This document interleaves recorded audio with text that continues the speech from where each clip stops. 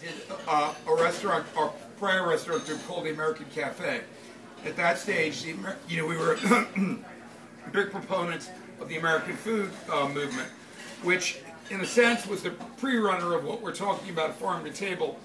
Its emphasis was on fresh products, made from scratch, and American ingredients. The sourcing wasn't as big an issue at that stage in the food world. And American Cafe brought the first croissant sandwich in America. Today you say croissant sandwiches are at Burger King, but they weren't. They weren't anywhere, not even in France. We did it first, roast beef on a croissant, Ipa baked the croissants in our bakery, butter croissants that were fabulous, then we put pate on it, made it an Eiffel Tower, and on the East Coast that was a real harbinger of the American food movement. On the West Coast, obviously Alice Waters preceded us, and had the garden where she grew the ingredients, and Ipa and I went out for many food tastings that we had to sit. I took him home in the bottom of the cab. Oh, very nice. This guy out eating, I told him. No problem. Yep. So we kind of look at the food movement as having kind of two big epics.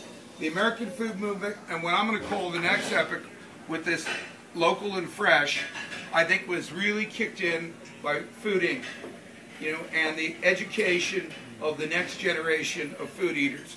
So I'm going to put myself and Tony in the baby boomer generation, kind of post-Woodstock generation.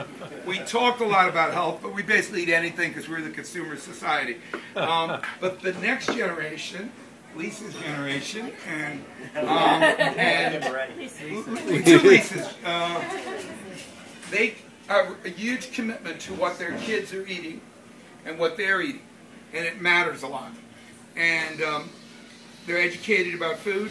They understand about food sourcing. They understand that a strawberry that comes from California is not going to be as fresh and is full of the same nutrients as one that you get locally, or that coffee roasted locally is going to be fresher, less issue with the carbon footprint.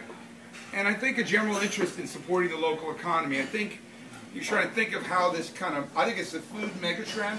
I think we're going to be, this megatrend is going to dominate, food for the next 10 years, everything that happens. I think we're still at the front end of the wave. Local is going to continually be more and more local. We started with one menu in Rockville. We figured we're all in the Mid-Atlantic as far as Cherry Hill and Tidewater, Virginia Beach, so we thought that would be all local. When we got to Tidewater and we got to Cherry Hill, they said, that's not local. We have coffee that's made here. That's what's local. Or we have Breyer's ice cream that's made here. That's what's local. So and same thing in Tidewater. Our beef in Tidewater comes from a small farm there, and the eggs come from Piney Ridge Farms there. Here it comes from the Amish farms because it's closer. So local is defined by wherever the sourcing happens, to the best source that you can locally get. And if that's 500 miles, then that's local. And sometimes local sourcing isn't available yet for all our products. You asked how much? I think it's about 50%. So that's our background. And why did we do this with a diner? Because that was really the bold step. We were trying to create the next generation diner. Silver Diner has had a great 20-year run with the baby boomers, me and Tony's kind of group here. And now we're saying, how do we reinvent it for Lisa's and their kids and what they want? And, the food philosophy, which is in the front page, is about choice, and we want to give people a choice. So, in addition to the regular menu, we have a kids menu. You have those? Yeah, you can hand a couple from there. The kids menus are also oriented to have a tremendous number of healthy choices. If you look at the number of hearts in our kids menu,